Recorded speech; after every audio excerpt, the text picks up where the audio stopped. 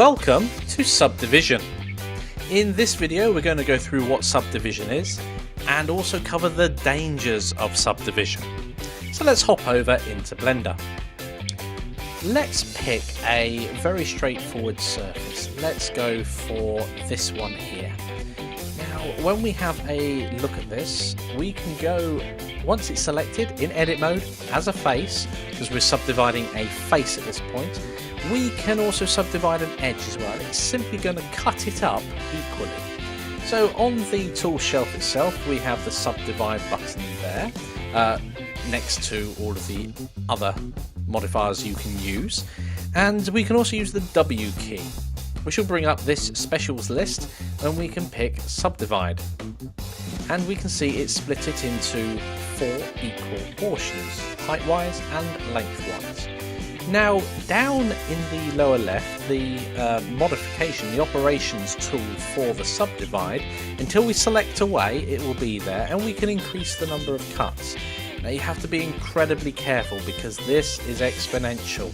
If you subdivide something too many times, you'll end up with Blender crashing on you or your computer grinding to a halt. So I wouldn't recommend going crazy with the subdivision. If you need more detail in a certain area, like let's say this lower left hand corner, go in and subdivide something else. So lower left hand corner here, let's go in and subdivide that, and then subdivide that, rather than cutting the whole model up into smaller pieces. Although you'll get much better control, it becomes far more fiddly to work with the smaller your geometry gets, or the more detailed it gets. So what would I like you to do? There's a challenge coming up. So I'd like you to create a doorway into the temple. Let's go and create that now. So the surface that I'm going to subdivide is this one here, this face, and I'm just going to subdivide it once, see where we get, and subdivide it once more.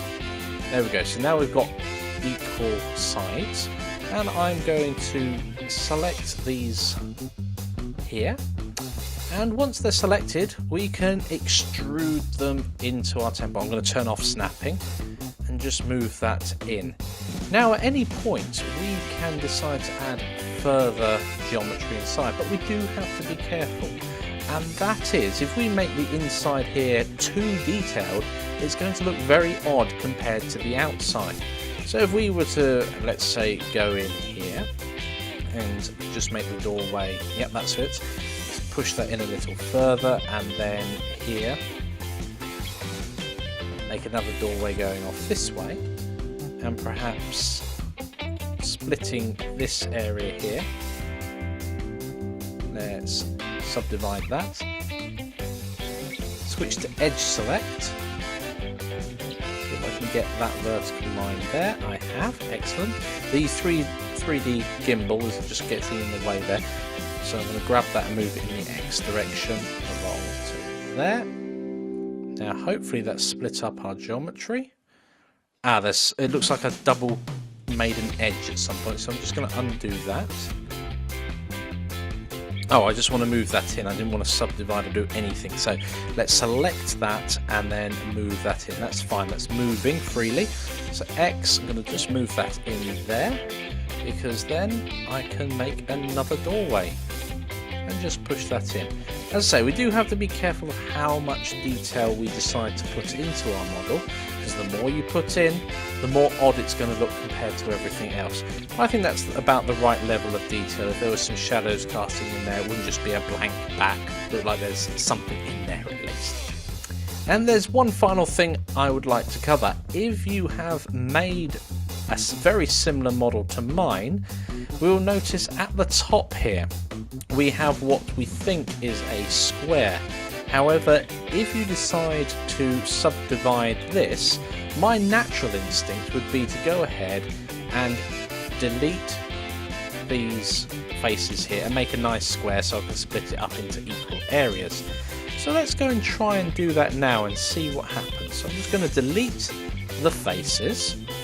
I'm going to switch to edge select, and select the edge loop running around the top of this model and just press F to fill it in.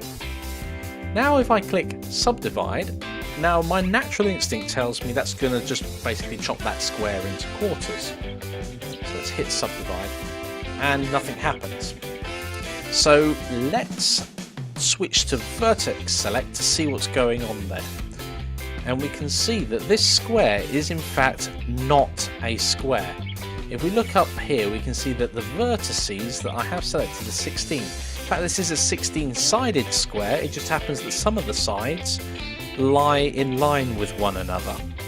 Now this is a special case where it's called an n-gon, a numbered-sided polygon. In this case it's a polygon that looks like a square but in fact has 16 sides. Now you cannot subdivide that up. Blender doesn't know how you want that to be subdivided because it's so confusing for it basically, even though in our minds we can see that as a square. So in order to create geometry on top of our model, we're going to have to create it separately and then manipulate it on top of our model. So let's go ahead and do that now. I want a couple of pillars on top here, so I'm just going to undo the subdivide because I really don't want all of those vertices on top of my model, and in fact I'm just going to undo it all together so I can play with this area here. So if we go and select these and subdivide, it will subdivide the faces.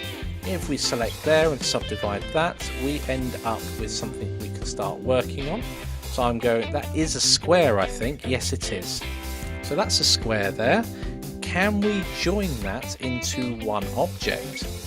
Cast your mind back to when we were making our plane earlier on. We could merge these together. So if we remove doubles, it sounds an odd thing to say, and turn up the merge distance, what happens? Well, it puts it all into one place. So let's do that for the entire top of the model and see what happens. Eventually I presume that this would merge to a point. So where the circle select comes in handy. Remove doubles. Yes, that moves it to a point. Let's see if there's a happy medium for us. Aha! That's nice. So we can play with this and we end up with our 4 squares on top. It makes the geometry around our model a little odd, but that's actually made it so we've got our 4 squares, and then we can subdivide them into the areas we want. Now there's a bit of a stroke of luck there, that wouldn't always work out for you. What I was going to propose is now you've got that small area there, you can remove those faces and then recreate a square in there, and it would only have 4 vertices for that square. But now we've got this area here, that was very fortuitous. We can lift these up to make our special areas here, and it's in danger of looking a little wonky, so scale that one in on top. And as we can see there, it hasn't scaled into the centre. In this case I don't mind, but you can see that it's a bit wonky, whereas before you wouldn't have expected it to do that. And that's because it has extra geometry around the edges here. So whereas this edge here and this edge here are just one face, these are 2 faces. So it weights the extrusion, or rather the scale, slightly differently. Of course, once we've done that, we could grab it and limit it and move it so it's roughly in the right place again. And unless you're being super and analysing it down to the core, you probably won't notice because you're going to be over here. Right, that sums up this lesson. How did you guys get on? Did you create anything fancy? Let's see your creations in the discussion. Take care.